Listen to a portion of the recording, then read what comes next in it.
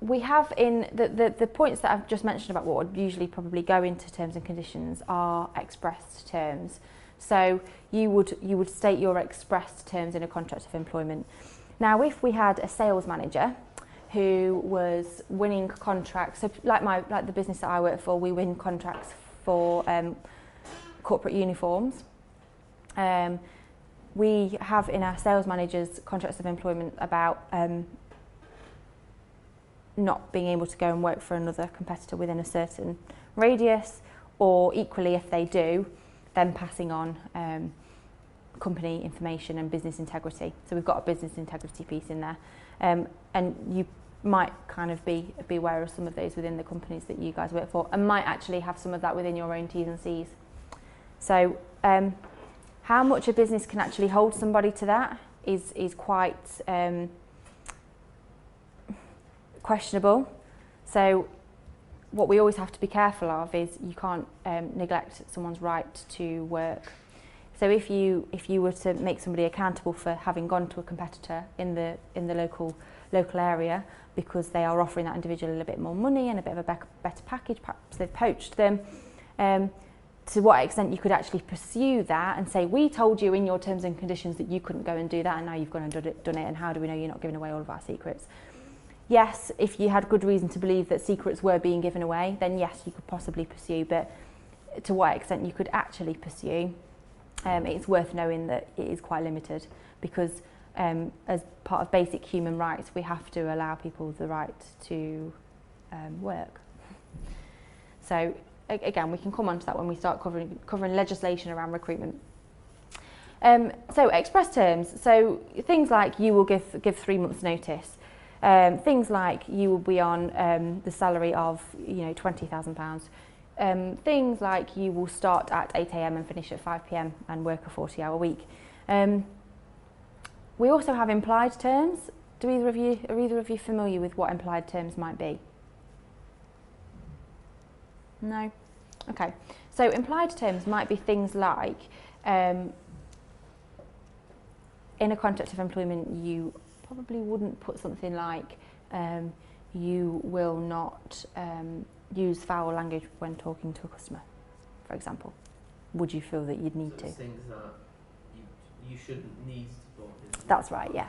So implied terms are things that it can work both ways. So I've got another example of implied terms in a short while, but implied terms are things that, yeah, you wouldn't really need to put in a contract of employment and could arguably just be a given.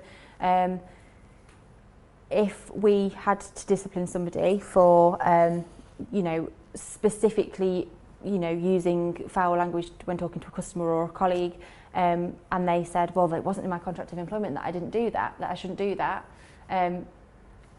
our standing point could be, well, actually, it's an implied term. We, as part of our conduct agreement within the business, we'd expect that you'd know that that isn't an appropriate thing to do, for example.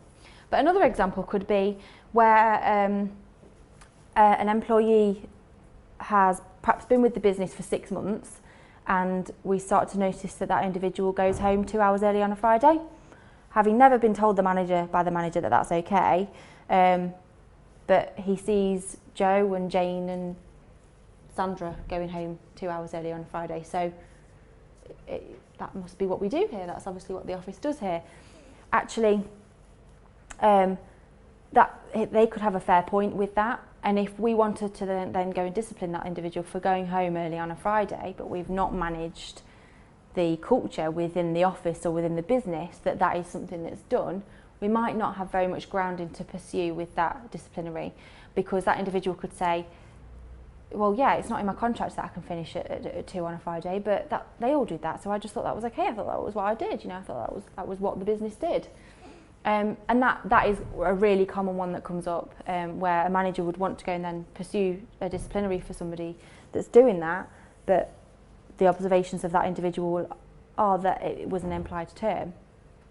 So it's always good to be very on top of, what are your expressed terms, and what is going to be picked up as part of the culture of that business, because culture can definitely muddy the waters with regards to expressed and implied terms. So it's always good to know what sort of culture we've got. So contracts of employment, I've already sort of gone through what they need and what they don't need, and I can't reiterate enough. Just be as clear and concise as possible, and less waffle really, because it just won't be read.